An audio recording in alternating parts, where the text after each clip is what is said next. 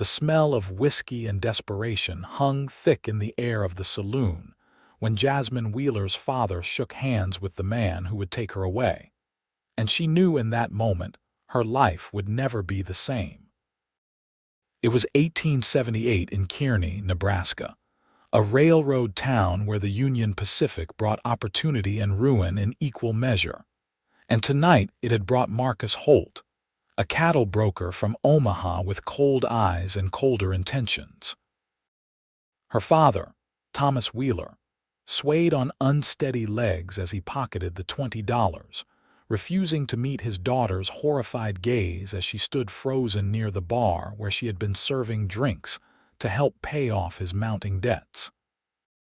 "Papa, no," Jasmine whispered, her voice breaking as the reality crashed over her like a winter storm.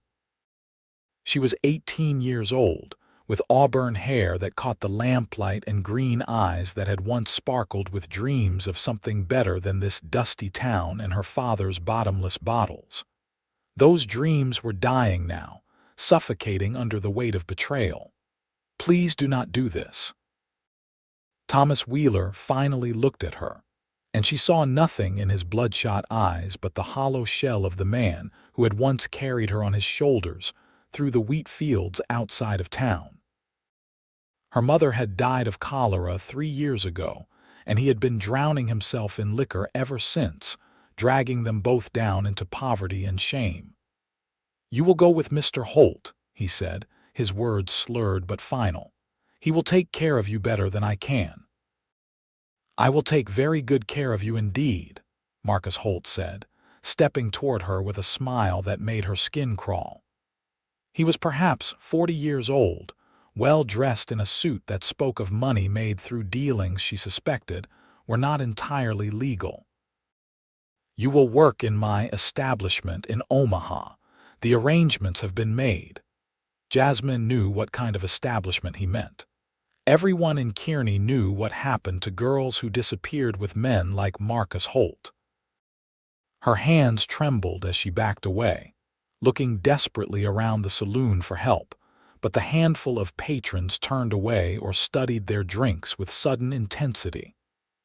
In a town built on survival, no one wanted to interfere in another man's business, especially when that man had already paid. The next morning, Jasmine found herself in a wagon heading east, her few belongings tied in a bundle beside her. Marcus Holt sat at the reins, whistling tunelessly as they rolled across the prairie. She had tried to run during the night, but he had anticipated that, keeping her locked in a storage room at the boarding house until dawn. Now, as Kearney disappeared behind them and the endless grass stretched ahead, she felt her fear hardening into something else, something cold and determined. She would not let this be her ending. She would survive, and somehow she would find her way back, not as the frightened girl who had been sold for drinking money, but as someone her father would never dare to cross again. They traveled for 2 days, stopping at way stations where Marcus kept her close, his hand always on her arm in what might have looked like gentlemanly concern to strangers but felt like a shackle.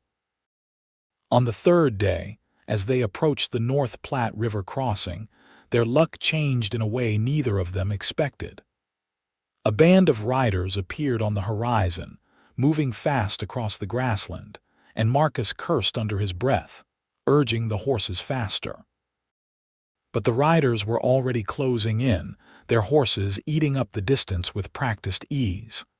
"Stay quiet," Marcus hissed at her, reaching for the rifle under the wagon seat. "Do not say a word." But Jasmine's heart was pounding with something that felt almost like hope. These were not ordinary travelers. As they drew closer, she could see they were cowhands, 6 of them riding with the easy confidence of men who spent their lives in the saddle. They wore dusty trail clothes, wide-brimmed hats pulled low against the sun, and they moved with purpose. The man in the lead raised his hand, signaling for them to stop, and Marcus had no choice but to pull back on the reins. "Afternoon," the lead rider said, walking his horse alongside the wagon. He was younger than the others, perhaps 25, with sun-darkened skin and eyes the color of a summer sky. There was something in his face that suggested both kindness and steel, a man who could be gentle or dangerous depending on what the situation required. "Where you folks headed?" "Omaha," Marcus said curtly. "Just passing through on business." The young man's gaze shifted to Jasmine, and she saw his eyes narrow slightly as he took in her rigid posture, the way she sat as far from Marcus as the wagon seat allowed, the fading bruise on her wrist where Marcus had grabbed her too hard the night before. "That right, miss. You heading to Omaha?" This was her moment, perhaps her only chance. Jasmine met the cowboy's eyes and made a decision that would change everything. "No," she said clearly, ignoring Marcus's sharp intake of breath. "I am being taken against my will. This man bought me from my father in Kearney. I do not want to go with him." Marcus lunged for her, but the cowboy already had his gun drawn, the movement so fast it seemed to happen between heartbeats. "I would not do that," he said quietly, and there was something in his voice that froze Marcus in place. The other riders had spread out, surrounding the wagon, their hands resting on their own weapons. These were not men to trifle with. "She is lying," Marcus sputtered. "She is my property, bought and paid for." "Property," the cowboy repeated, and now his voice held an edge like a freshly honed knife. "Sir, I do not know what kind of business you think you are running, but out here, we do not take kindly to men who buy and sell people. The war ended that particular evil, in case you had not heard." He looked at Jasmine again. "Miss, would you like to step down from that wagon?" Jasmine did not hesitate. She grabbed her bundle and climbed down, her legs shaky but her resolve firm.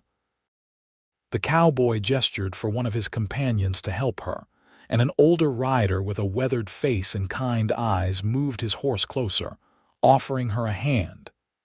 "You cannot do this," Marcus protested, his face reddening with rage. "I have papers. I have a bill of sale."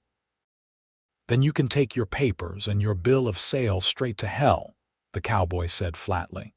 He reached into his vest and pulled out a $20 coin, flipping it into the wagon where it landed at Marcus's feet. "There is your money back. Consider yourself lucky we are letting you ride on. But if I ever hear of you coming back this way, or if I hear of you dealing in human lives again, we will have a much longer conversation. Do you understand me?" Marcus understood. Jasmine could see it in the way his bluster collapsed, in the way he gathered up the reins with shaking hands. He shot her one last look of pure venom before snapping the horses into motion, the wagon rattling away across the prairie at speed. She watched him go, breathing hard, hardly able to believe what had just happened. "You are safe now, miss," the cowboy said, dismounting and approaching her carefully, as though she were a wild thing that might bolt. "My name is Franklin Garrett. My friends and I work for the Rocking J Ranch about 15 miles south of here. We were heading back from a cattle delivery when we spotted your wagon." "Jasmine Wheeler," she managed, and then, to her mortification, she felt tears beginning to fall. All the fear and tension of the past 3 days came pouring out, and she could not stop it. Franklin pulled a bandana from his pocket and offered it to her, his expression gentle. "It is all right," he said. "You have been through something terrible, but you are safe now. We will take you wherever you need to go. Do you have family back in Kearney?" The question made her tears fall harder. "Just my father," she said bitterly. "And he is the one who sold me. I have no one." Franklin exchanged glances with his companions, and she saw something pass between them, some unspoken communication born of long friendship. The older rider who had helped her down spoke up.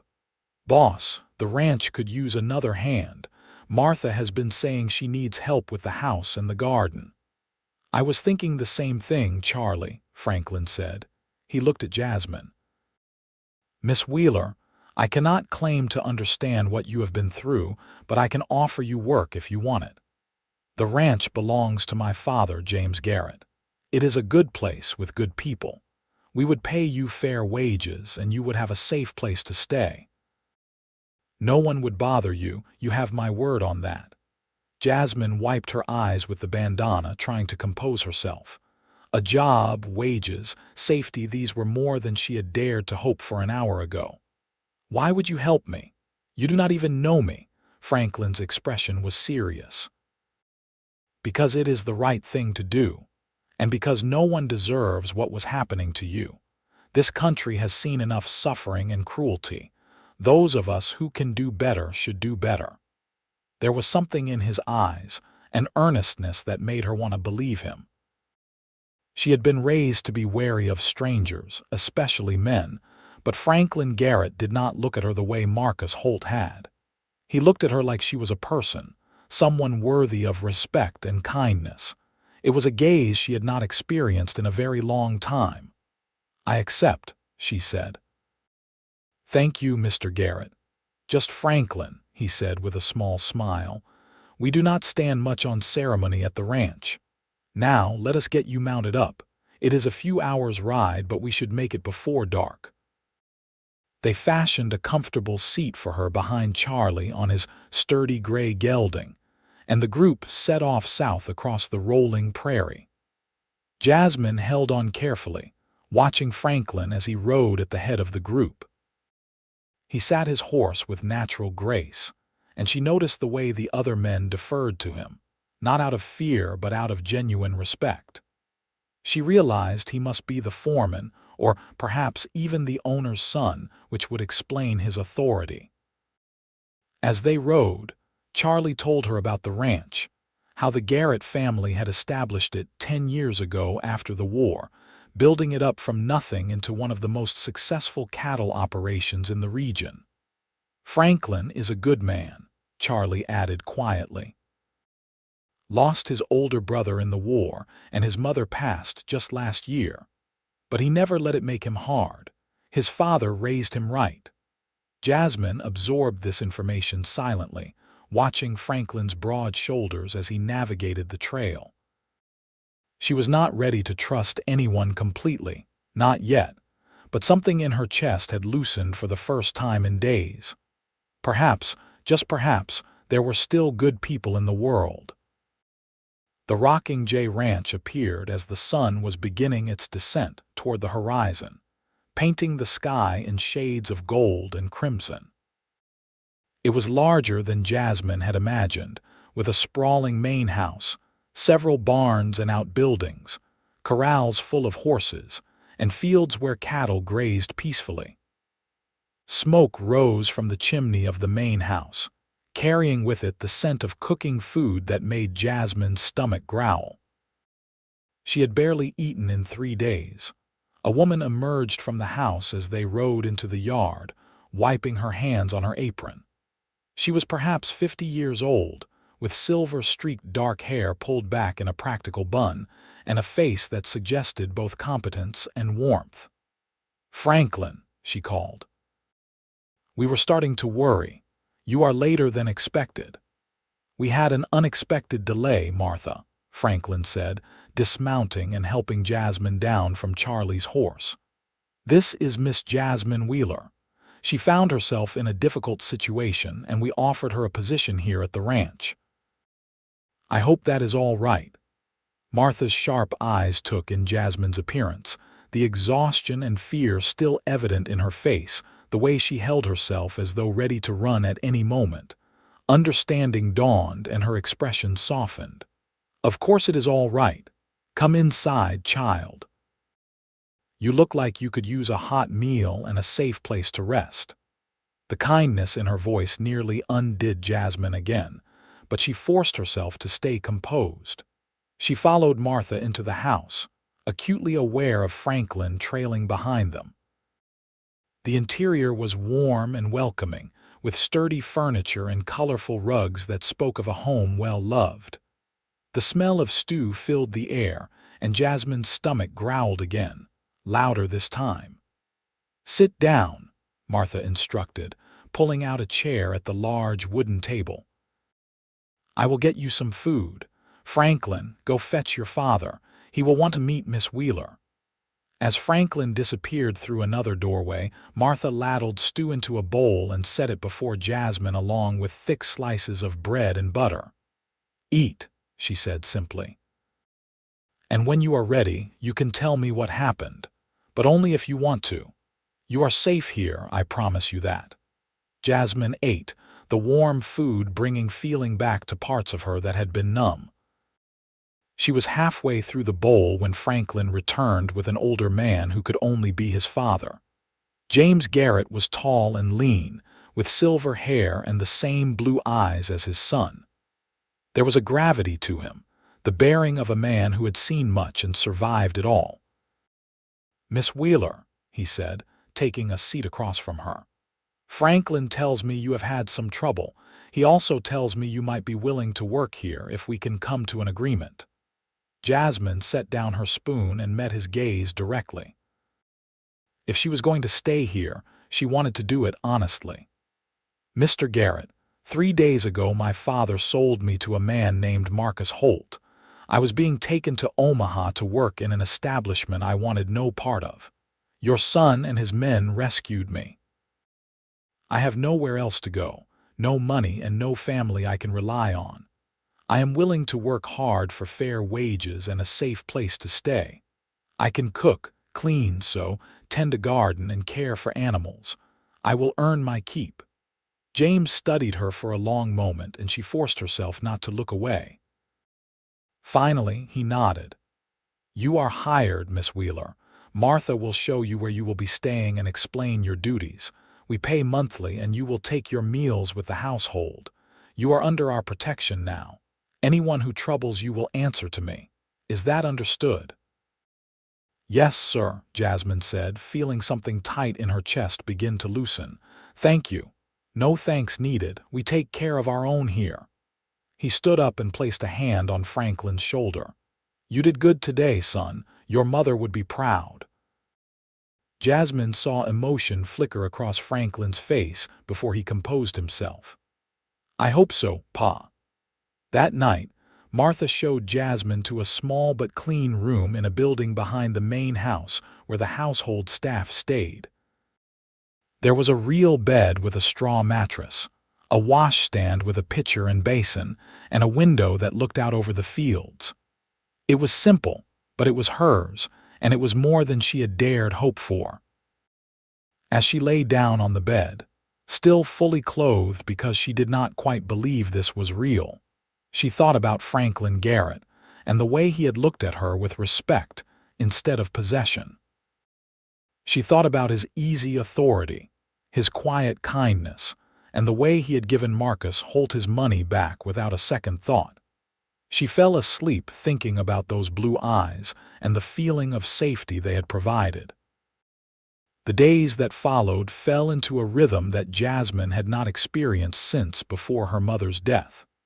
She woke at dawn and helped Martha prepare breakfast for the household and the ranch hands. After the morning meal, she worked in the garden, tending the vegetables and herbs that Martha used in her cooking.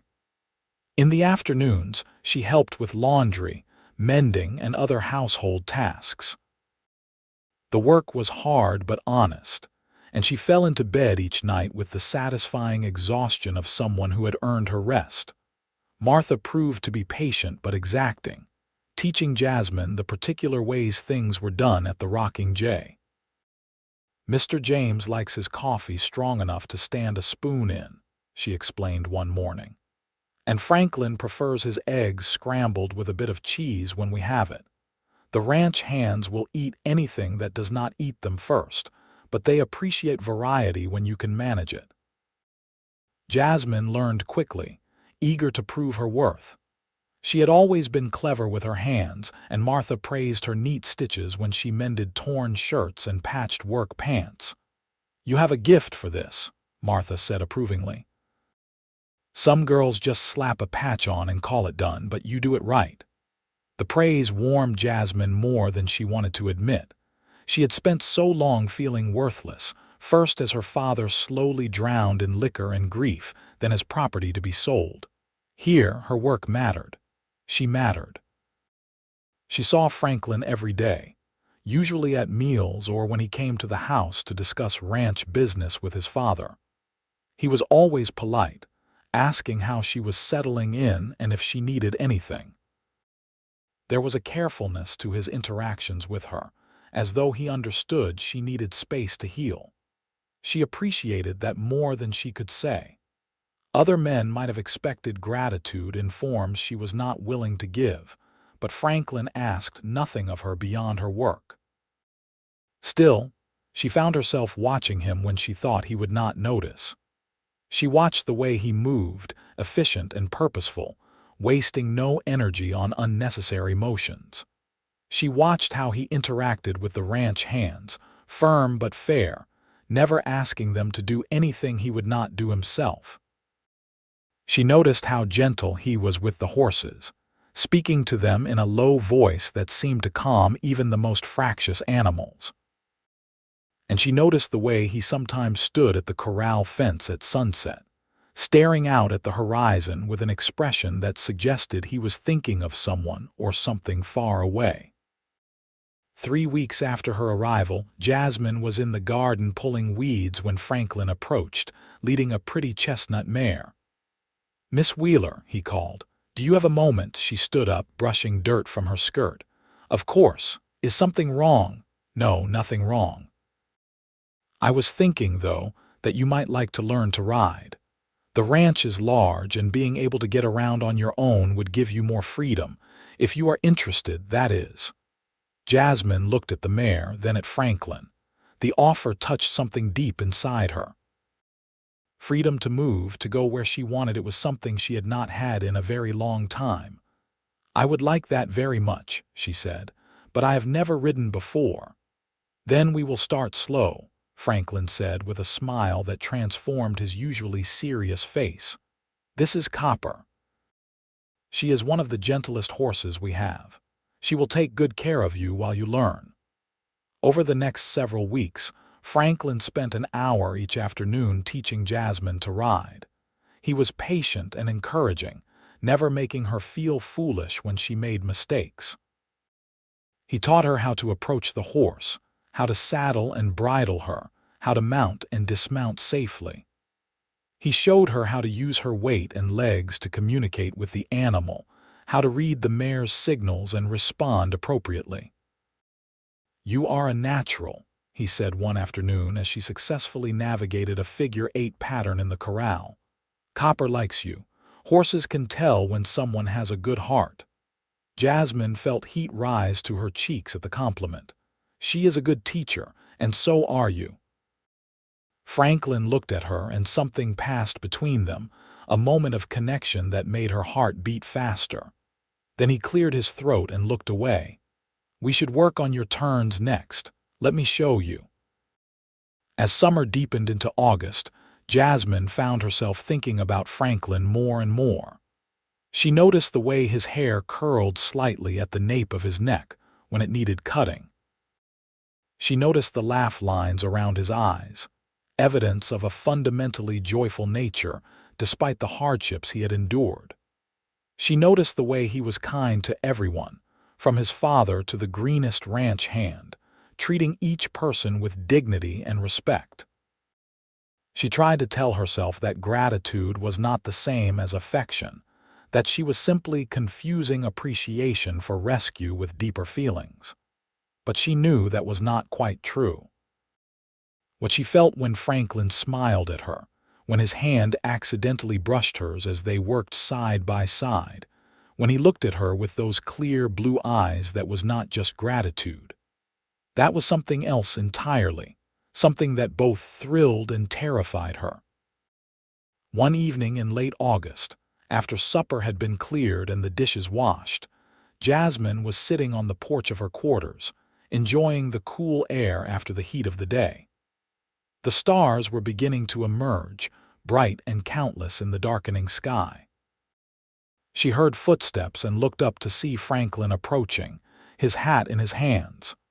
"Evening, Jasmine," he said, and her heart skipped at his use of her first name instead of the formal Miss Wheeler he usually employed. "May I sit with you a moment?" "Of course," she said, gesturing to the space beside her on the steps. He sat down, close enough that she could feel the warmth radiating from him after his day of work. For a moment, neither of them spoke, and the silence stretched out, filled with the chirping of crickets and the distant lowing of cattle. "I wanted to say," Franklin began, then stopped, as though gathering his thoughts. "I wanted you to know that you have become an important part of this ranch. Martha says she does not know how she managed without you. The men appreciate the good cooking and the way you never complain when they track mud everywhere. And my father thinks very highly of you." "And what do you think?" Jasmine heard herself ask, surprising herself with her boldness. Franklin turned to look at her, and in the fading light she could see the intensity in his eyes. "I think you are one of the bravest people I have ever met. You have been through something terrible, but you have not let it break you. You work hard, you are kind to everyone, and you have never once asked for pity or special treatment. I admire you, Jasmine, more than I can say." Her breath caught in her throat. "Franklin, I know it has not been long," he continued, the words coming faster now, as though he needed to get them out before he lost his courage. "And I know you have every reason not to trust men after what your father did, after what almost happened to you. But I need you to know that when I look at you, I do not see someone who needs to be rescued or pitied. I see a strong, capable woman who has survived when many would have given up. I see someone I would very much like to know better, if you would allow it." Jasmine's heart was pounding so hard she was certain he could hear it. She thought about the past few months, about the way Franklin had given her space when she needed it, but had also been there whenever she needed help or guidance. She thought about his patience and kindness, his integrity and honor. She thought about how he made her laugh with his dry humor, how he never condescended to her, how he treated her as an equal despite the vast difference in their circumstances. "I would like that too," she said softly. "I think I have been wanting to know you better for some time now. You are not like other men I have known." "I hope that is a good thing," Franklin said with a slight smile. "It is the best thing," Jasmine assured him. She reached out tentatively and placed her hand over his where it rested on his knee. His hand turned, their fingers intertwining, and the simple touch sent warmth flooding through her entire body. They sat like that for a long time, hands linked, watching the stars emerge one by one. Jasmine felt something inside her that had been twisted and broken beginning to straighten, to heal. She had thought, in those dark days after her father's betrayal, that she would never trust anyone again. But Franklin Garrett was teaching her that not all men were like Thomas Wheeler or Marcus Holt. Some men could be good and true, could offer strength without demanding submission, could care without seeking to possess. As autumn arrived and painted the prairie in shades of gold and amber, Jasmine and Franklin's relationship deepened. They took rides together in the evenings, exploring the vast reaches of the ranch. He showed her his favorite places: a stand of cottonwoods by a creek where he used to play as a boy, a hilltop that offered a view for miles in every direction, a hidden canyon where wildflowers grew in profusion despite the harsh conditions. They talked about everything during those rides. Franklin told her about his childhood, about his older brother Samuel who had died at Gettysburg, about his mother who had been the heart of the ranch until pneumonia took her. Jasmine found herself opening up in ways she never had before, telling him about her own childhood, about the mother she had lost and the father who had lost himself. She told him about her dreams, the ones she had thought were dead, but that were tentatively returning to life. "I always wanted to have a family," she confessed one evening as they sat by the creek, watching the water flow past. Not like the one I had, but a real family. One built on love and trust, where children would be safe and cherished.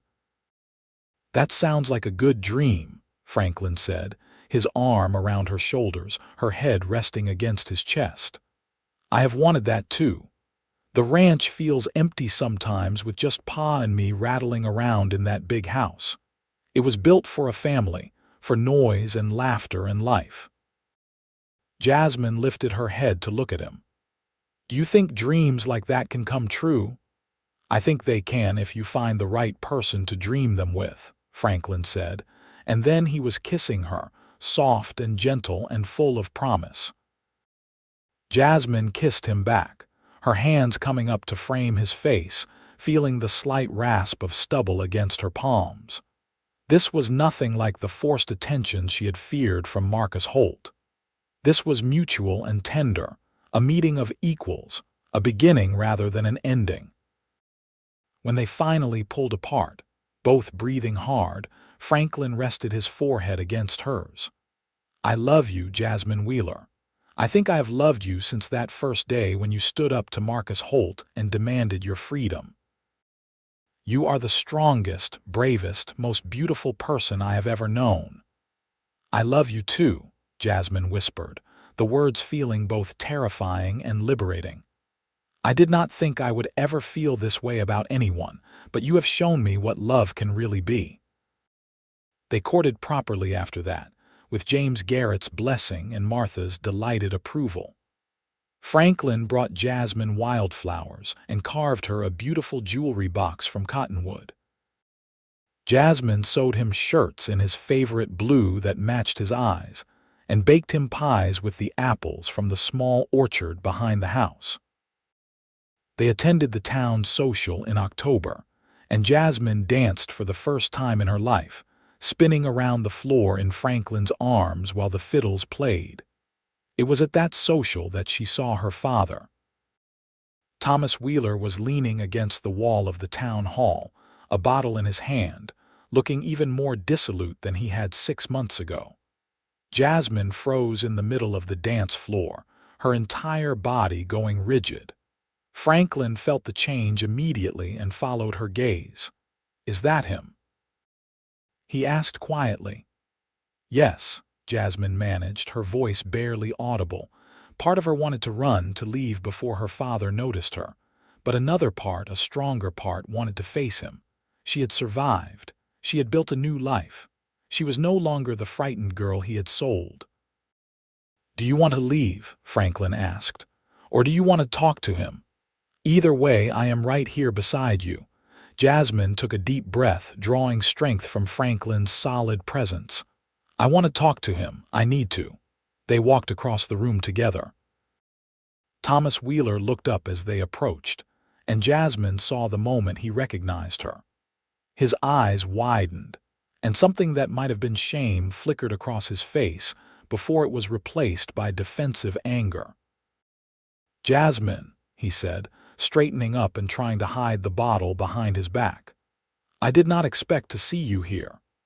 I imagine you did not expect to see me anywhere, Jasmine said, keeping her voice level despite the emotions churning inside her. You sold me to Marcus Holt. Did you even care what happened to me after that? Thomas flinched. I thought he would give you a better life. I could not provide for you anymore. You sold me to a man who was taking me to a brothel in Omaha, Jasmine said flatly, watching the color drain from her father's face. That was the better life you wanted for me, but I was saved by people who actually cared about what was right, and I have built a life for myself now, a good life without you. Jasmine, I am sorry, Thomas said, and now there were tears in his eyes. I was desperate. I did not know what else to do. You could have stopped drinking, Jasmine said, and she was surprised to find that her voice held more sadness than anger now. You could have asked for help. You could have done anything except sell your own daughter, but you made your choice and I have made mine. I am not your responsibility anymore, and you are not mine. You are my daughter, Thomas protested weakly. A father would not have done what you did, Jasmine said. Goodbye, Thomas Wheeler. I hope you find some peace in your life, but you will not find it with me. She turned and walked away, Franklin's hand supportive at the small of her back. She did not look back, and she felt a weight she had not even realized she was carrying lift from her shoulders. She had faced her father and spoken her truth. She had not crumbled or retreated. She had stood her ground, and now she was walking away on her own terms. Outside in the cool October air, she finally let the tears come, and Franklin held her while she cried for the father she had lost long before he had sold her, for the childhood that had ended too soon, for all the pain and betrayal. But these were cleansing tears, washing away the last vestiges of shame and fear. When she finally stopped crying, she felt lighter than she had in years. "Are you all right?" Franklin asked, wiping her tears with his thumb. "I am," Jasmine said, and she meant it. "I really am. That chapter of my life is closed now." "Then maybe it is time to start a new chapter," Franklin said. He took her hands in his, and in the moonlight, she could see the nervousness and hope in his face. "Jasmine Wheeler, I know we have not been courting for very long, but I am absolutely certain about what I want. I want to wake up next to you every morning and fall asleep beside you every night. I want to build that family you dreamed about. I want to grow old with you on the ranch, watching our children and grandchildren run through those fields. Will you marry me?" Jasmine felt joy bubbling up inside her, bright and effervescent. "Yes," she said, laughing and crying at the same time. "Yes, Franklin Garrett, I will marry you." He kissed her then, deep and passionate, and when they finally broke apart, they were both grinning like fools. They went back inside to share the news, and the celebration that erupted was everything Jasmine could have hoped for. Martha cried happy tears and immediately began planning the wedding. James Garrett shook Franklin's hand with obvious pride and welcomed Jasmine officially into the family. The ranch hands cheered and demanded that Franklin buy them all drinks. It was decided that they would marry in December, giving them time to prepare, but not so long that they had to wait through the whole winter. Martha and Jasmine spent their days planning the wedding and preparing Jasmine's trousseau. The older woman taught Jasmine the finer points of managing a household, explaining the ranch's accounts and how to supervise the domestic staff. "You will be mistress of the house after you marry," Martha said, "and Franklin's father will not be around forever. You need to be ready to take on those responsibilities." Jasmine absorbed everything eagerly. She was determined to be a good wife to Franklin and a good partner in running the ranch. She had gone from having nothing to being given everything, and she would not take that gift lightly. The wedding took place on a crisp December morning in the small church in Kearney. Jasmine wore a dress of ivory silk that Martha had helped her sew, with lace at the collar and cuffs that had belonged to Franklin's mother. Her hair was pinned up with small white flowers, and she carried a bouquet of evergreen branches tied with ribbon. As she walked down the aisle on James Garrett's arm, she looked only at Franklin, standing tall and proud in a new suit, his eyes shining with love and pride. The ceremony was simple but heartfelt. They exchanged vows promising to love and cherish each other through all the days of their lives. When the preacher pronounced them man and wife and Franklin kissed her, Jasmine felt a sense of completeness she had never known before. This was where she was meant to be. This was home. The reception was held at the ranch, with food and music and dancing that lasted well into the night. Jasmine danced with her new husband, with her father-in-law, with Charlie, and the other ranch hands who had helped rescue her that day on the prairie. She laughed more than she could ever remember laughing, her face hurting from smiling so much. As the party wound down and the guests began to depart, Franklin took her hand and led her to the main house. to the room they would now share as husband and wife. He was gentle with her that night, patient and loving, taking his time to show her the tenderness and passion that could exist between a man and a woman who truly loved each other. Jasmine gave herself to him freely, marveling at the pleasure and connection they created together. This was what marriage was supposed to be, she realized. Not ownership or domination, but partnership and mutual joy. Life as Franklin's wife was everything Jasmine had hoped it would be. She took over more of the household management, working alongside Martha to ensure the ranch ran smoothly.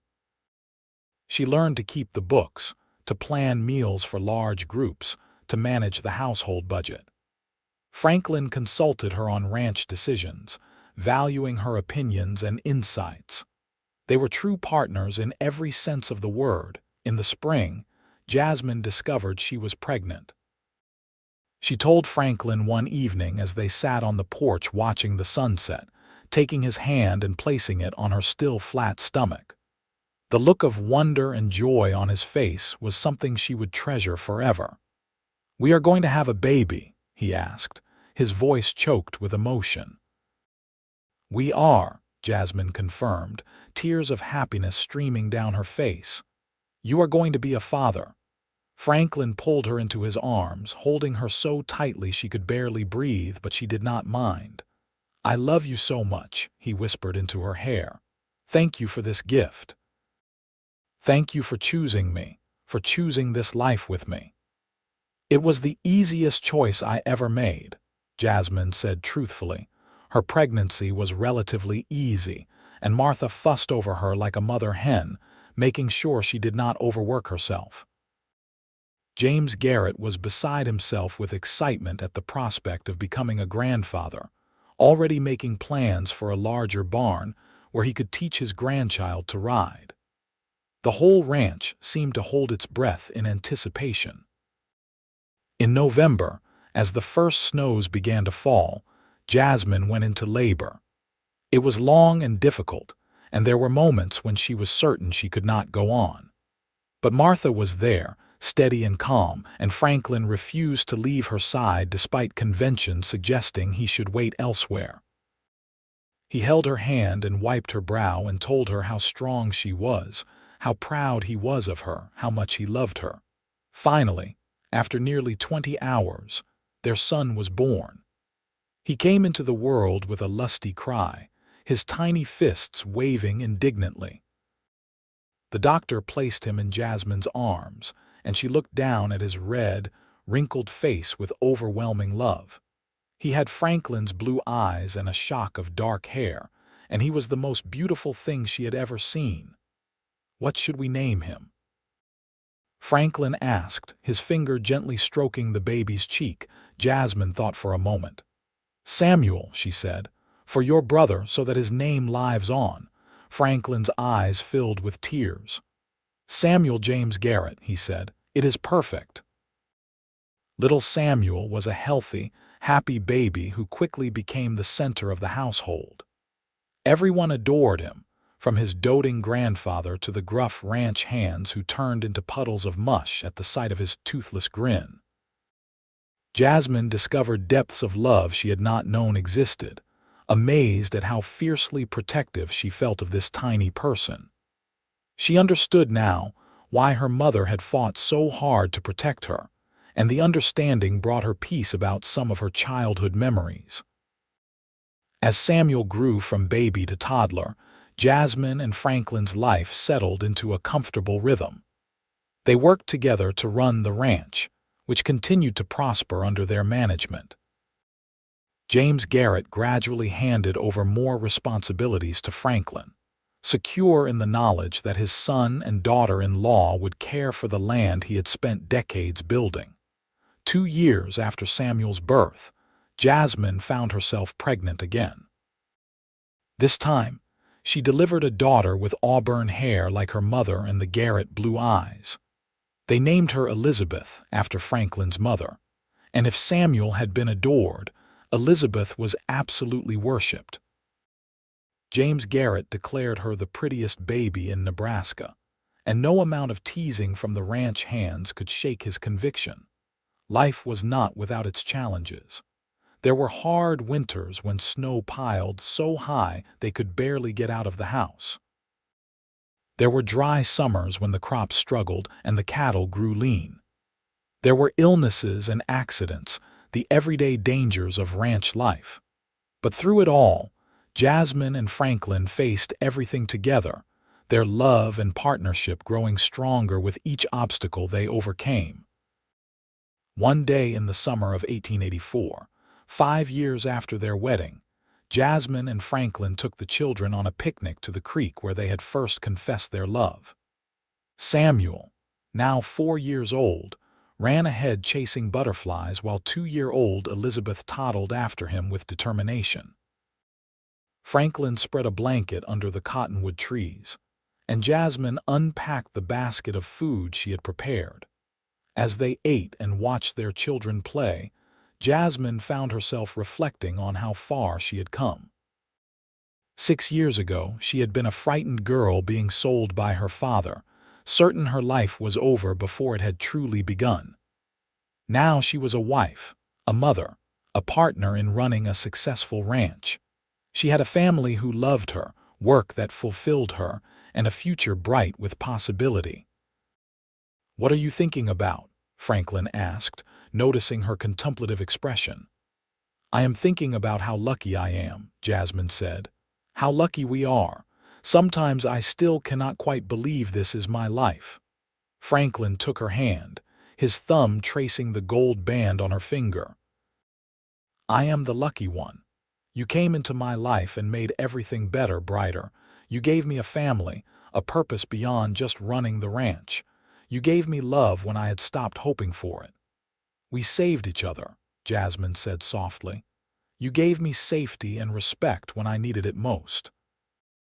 You showed me what love could be, and then we built this beautiful life together." "Mama, Papa, look," Samuel called, holding up a frog he had caught in the creek.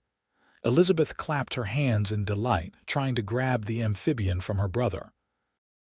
"Be gentle with it," Franklin called back, then turned to Jasmine with a grin. "Our son, the naturalist." They spent the afternoon by the creek, playing with the children, wading in the cool water, dozing in the shade. As the sun began to sink toward the horizon, painting the sky in brilliant oranges and pinks, they packed up to head home. Samuel rode in front of Franklin on his horse, chattering excitedly about all the creatures he had seen, while Elizabeth dozed against Jasmine's chest, worn out from her adventures. As they rode back toward the ranch, the buildings silhouetted against the colorful sky, Jasmine felt a profound sense of contentment. She thought briefly of her father, wondering if he was still alive, if he had ever gotten sober, if he ever thought about the daughter he had sold. She found she could think about him now without the sharp pain that had once accompanied the memories. She had forgiven him, not because he deserved it, but because holding on to anger was like drinking poison and expecting him to die. She had let it go, and in doing so, had freed herself completely from her past. The years continued to pass in a blur of seasons and milestones. Samuel grew into a bright, curious boy who loved the ranch and everything on it. He followed his father everywhere, learning about cattle and horses and the land.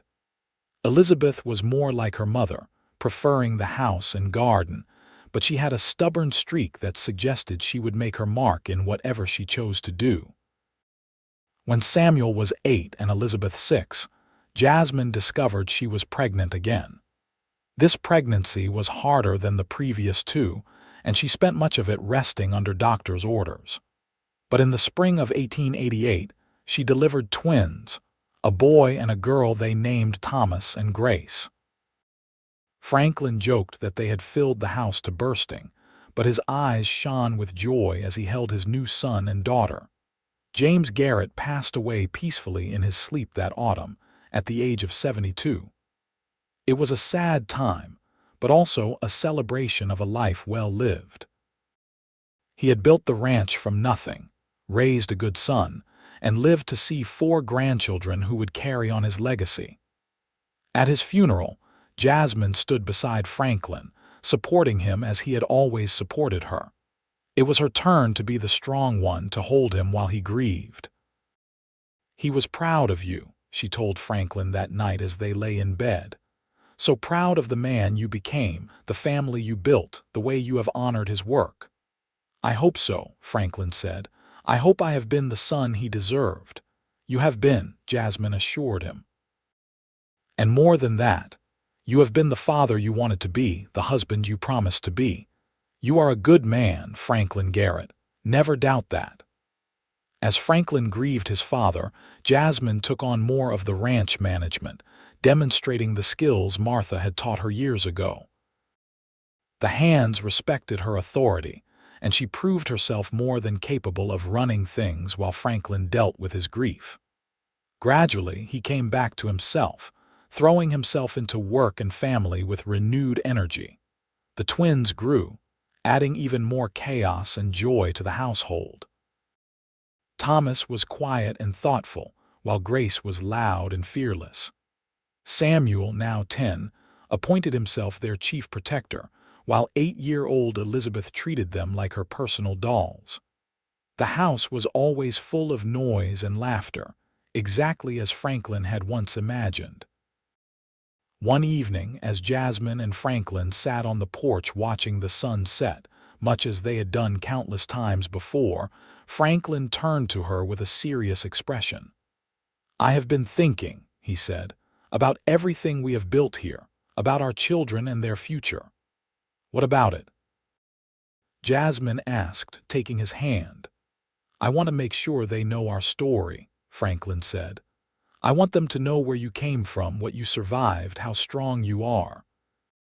Not to make you relive painful memories, but so they understand that strength comes from overcoming adversity, that love is a choice we make every day, that family is not always about blood but about who chooses to stand beside you."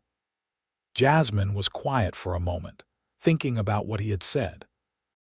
She had told the children a simplified version of how she and Franklin had met, but they did not know the full truth. They did not know about her father's betrayal or Marcus Holt, or how close she had come to a very different life. "You think they are old enough to hear it?" she asked. "Samuel and Elizabeth are," Franklin said. "And I think it is important.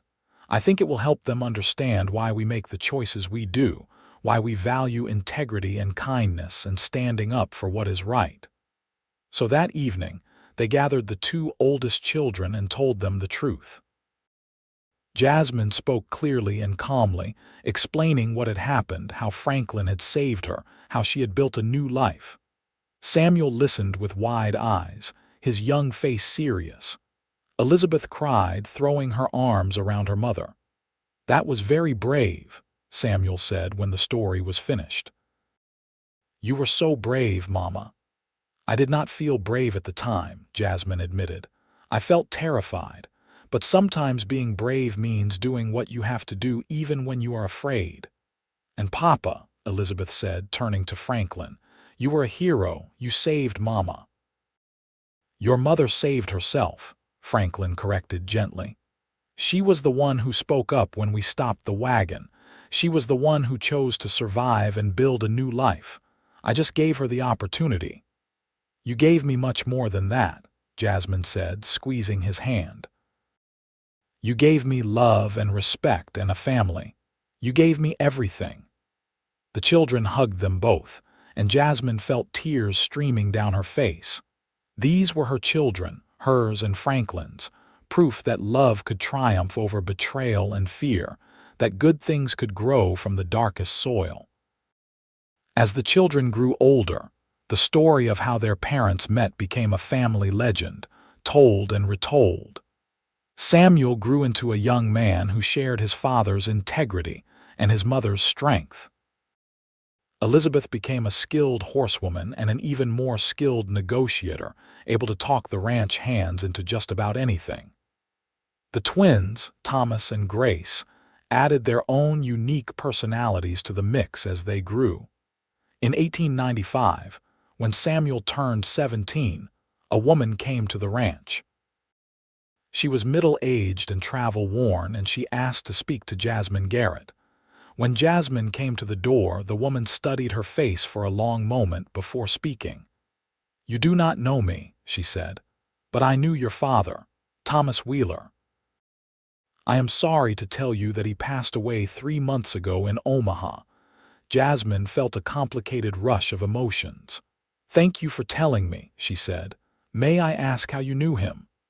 "I ran a boarding house where he stayed sometimes," the woman said. "He was not a good man, Miss Garrett. I will not lie about that. The drink had him bad. But in his last days he talked about you constantly. He was filled with regret for what he had done. He wanted me to find you to tell you he was sorry. He knew it was too little, too late, but he wanted you to know." Jasmine nodded slowly. "I forgave him a long time ago," she said. "Not for him, but for myself. I hope he found peace at the end." "I think perhaps he did," the woman said. "He died in his sleep. It was gentle." After the woman left, Jasmine stood on the porch for a long time processing the news. Franklin found her there and wrapped his arms around her from behind. "Are you all right?" he asked. "I am," Jasmine said, and she realized it was true. She felt sad for the man her father could have been, for the life he could have had if he had made different choices. But she did not feel the sharp pain she might once have felt. That part of her life was truly closed now. "I am sad, but I am all right. He is at peace now, and so am I." "That is all we can ask for," Franklin said, kissing her temple.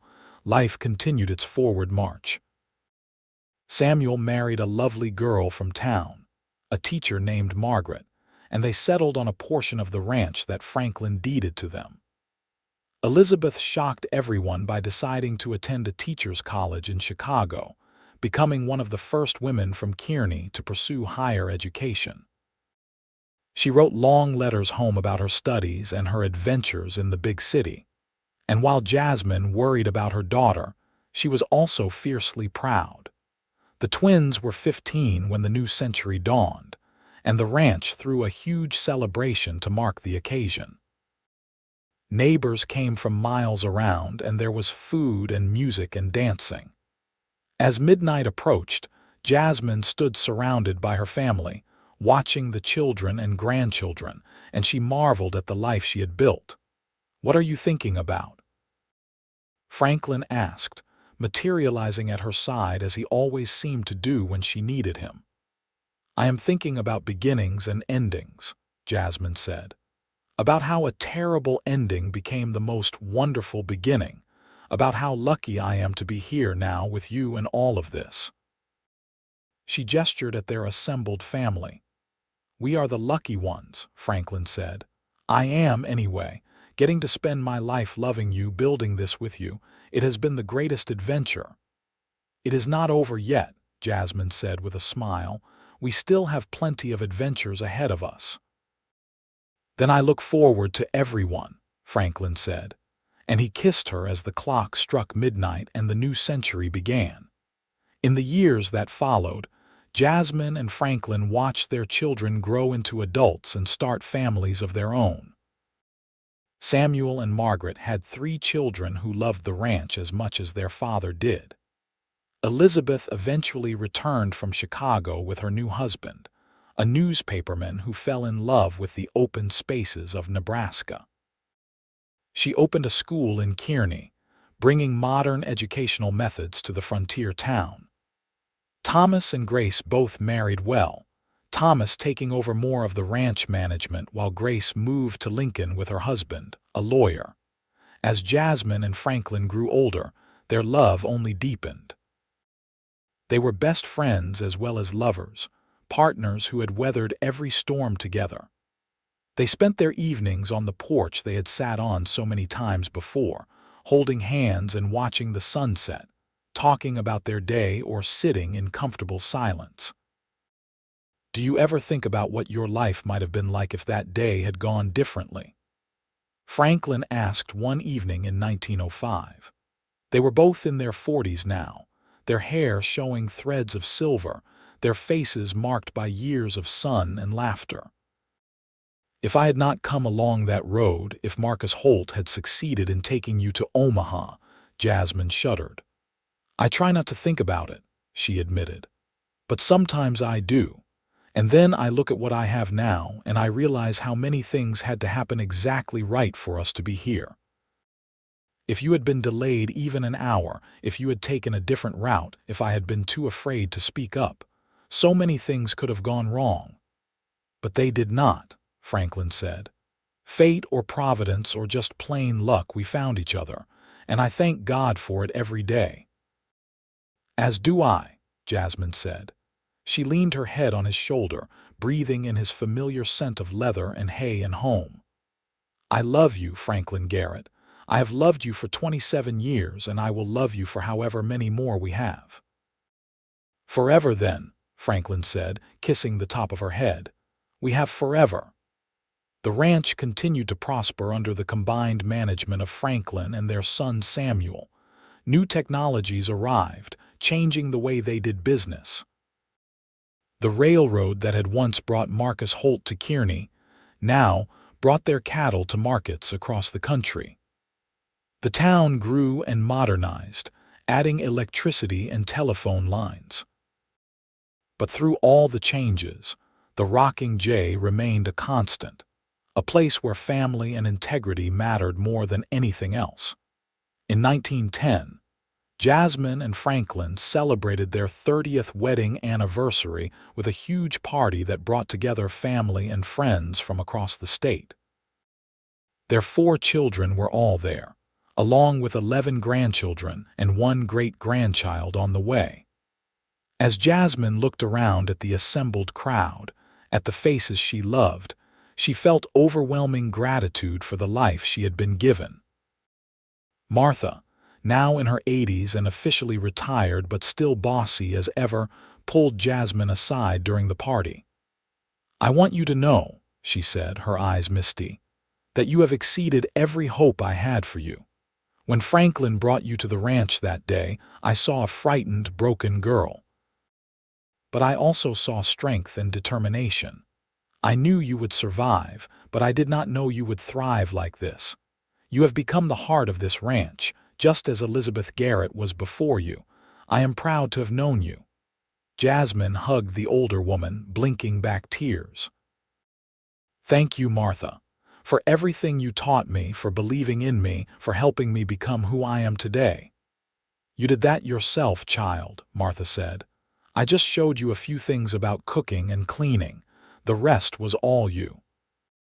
As the party wound down and the guests departed, Jasmine and Franklin stood together in the yard of the ranch, looking up at the stars just as they had done so many times before.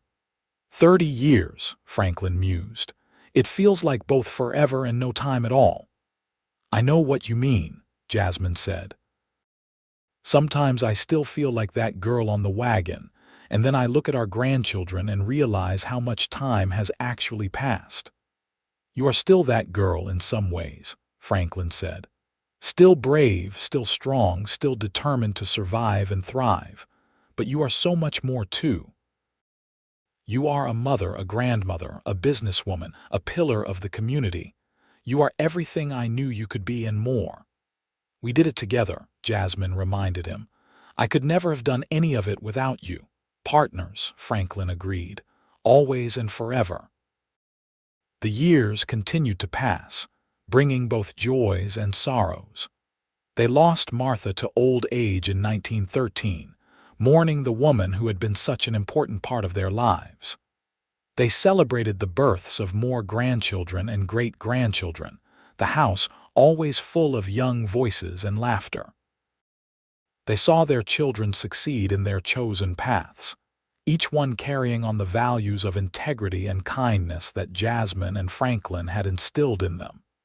In 1918, the world was changed by the Great War, and Samuel's oldest son joined the army to serve his country. It was a terrifying time, but the young man returned home safely when the war ended, carrying new maturity and purpose. He took his place in running the ranch, representing the third generation of Garretts to work the land Franklin's father had claimed. As Jasmine entered her 60s, she began to slow down, though she never stopped entirely. She still kept the books, still supervised the household, still worked in her beloved garden. But now she had help from her daughters and daughters-in-law, and she took pleasure in teaching the granddaughters the skills she had learned from Martha all those years ago. Franklin remained active longer, still riding out with the men to check on the cattle, still making the decisions that kept the ranch running smoothly. But he too eventually had to admit that age was catching up with him, and he was content to hand over more responsibility to Samuel and Thomas, secure in the knowledge that the ranch was in good hands. One evening in the summer of 1925, as they sat on their familiar porch watching the sunset, Franklin took Jasmine's hand. They were both in their 60s now, their hair white, their faces lined with age. But to Jasmine, Franklin was still the handsome young cowboy who had stopped Marcus Holt's wagon and given her back her freedom. And to Franklin, Jasmine was still the brave girl who had spoken up and demanded a better life. "I have been thinking," Franklin said, "about everything we have experienced together. All the years, all the joys and sorrows, all the children and grandchildren, and I realized that I would not change a single moment of it, even the hard parts, because they led us here." "I feel the same way," Jasmine said. "Well, almost. I could have done without those 3 days with Marcus Holt, but even those led me to you, so perhaps even they served a purpose." "Everything serves a purpose," Franklin agreed, "and my purpose has been to love you. That has been my greatest joy and my proudest accomplishment." "And mine has been to love you," Jasmine said, tears sliding down her weathered cheeks. "You saved me, Franklin. Not just that day on the prairie, but every day since. You showed me what love could be, what family could be. You gave me a life I never dreamed possible." "We saved each other," Franklin said, echoing words she had spoken so many years ago. "And we built something beautiful together." They sat in comfortable silence as the sun sank below the horizon, painting the sky in brilliant shades of orange and pink and purple. The ranch spread out before them, fields and buildings and livestock, the product of decades of hard work and love. In the distance, they could see their grandchildren playing, their laughter carrying on the evening breeze. "You remember what I said to you the night I proposed?" Franklin asked. "About wanting to grow old with you, watching our children and grandchildren run through these fields." "I remember," Jasmine said. "We did it," Franklin said with satisfaction. "We did exactly what we set out to do. We built a life, a family, a legacy, and I have loved every moment of it." "So have I," Jasmine said. She squeezed his hand, feeling the familiar calluses, the strength that remained despite his age. "I love you, Franklin Garrett, until my last breath and beyond." "I love you too, Jasmine Garrett," Franklin said, "always and forever." They continued to sit there as the stars emerged one by one, the same stars they had watched together for nearly 50 years. And in the comfort of each other's presence, in the satisfaction of a life well lived, they found perfect peace. Jasmine and Franklin lived to see their 75th birthdays, celebrated with huge parties that brought together their extended family from across the state. They watched their great-grandchildren grow, delighting in each new generation. They saw the ranch continue to prosper and evolve, adapting to new times while maintaining the core values that had always defined it. Franklin passed away peacefully in his sleep in 1932, at the age of 79. Jasmine held his hand as he took his last breath, whispering words of love that only he could hear. She mourned him deeply, but without regret. They had been given over 50 years together, years filled with more love and happiness than most people experienced in a lifetime. She had no complaints, only gratitude for the time they had shared.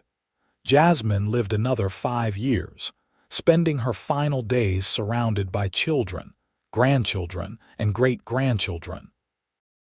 She remained sharp and engaged until the end, telling stories of the old days, dispensing advice and wisdom, and always emphasizing the importance of love and family and doing what was right. On a warm spring day in 1937, at the age of 79, Jasmine Wheeler Garrett passed away in the same house where she had spent her wedding night, where she had raised her children, where she had built a life beyond anything she could have imagined. Her last words were about Franklin, expressing her joy at the thought of seeing him again. The funeral was the largest Kearney had ever seen, with people traveling from across Nebraska and beyond to pay their respects. They came to honor a woman who had overcome impossible odds, who had turned betrayal into triumph, who had built an empire of love and family from the ashes of her worst moments. They came to celebrate a life well lived, a love story that had inspired everyone who knew it. Jasmine and Franklin were buried side by side on a hill overlooking the ranch, under the cottonwood trees where they had first confessed their love. Their headstone bore a simple inscription, "Together in life, together in eternity." They built something beautiful. The Rocking J Ranch continued for generations after them, passed down through their children and grandchildren and great-grandchildren. Each new generation heard the story of how it all began, of the girl who was sold by her father but refused to let that be her ending, of the cowboy who saw her strength and loved her for it, of the life they built together through hard work and unwavering devotion. Their story became legend in Kearney, a reminder that the darkest moments can lead to the brightest futures, that love can heal the deepest wounds, that courage comes in many forms. Young couples getting married would visit their grave, asking for blessings on their own unions. Mothers would tell their daughters about Jasmine Garrett's strength and resilience. Fathers would tell their sons about Franklin Garrett's integrity and honor. The ranch house remained in the family, lovingly maintained, the porch where Jasmine and Franklin had spent so many evenings still a favorite gathering place. The creek where they had courted still flowed clear and cold. The fields they had worked together still produced abundant crops. The legacy they had built together lived on, a testament to the power of love and the strength of the human spirit. In the end, Jasmine Wheeler had returned not as the woman her father feared most, but as something far more powerful. A woman who had taken her pain and transformed it into purpose, who had turned betrayal into belonging, who had built a dynasty of love that would outlast her by generations. She had not sought revenge against her father or Marcus Holt. Instead, she had lived well, loved deeply, and left behind a legacy that spoke of triumph over adversity, of hope over despair, of love over fear. And in the quiet moments at the ranch, when the wind whispered through the cottonwood trees and the sunset painted the sky in brilliant colors, those who knew the story swore they could feel the presence of Jasmine and Franklin Garrett, still watching over the land they loved, still holding hands, still together in the way that only true soulmates can be. Their love story had begun in desperation and rescue, but it had grown into something eternal, something that would inspire generations to come. They had proven that even from the darkest beginnings, the most beautiful endings could emerge, and that love, true love, could conquer anything.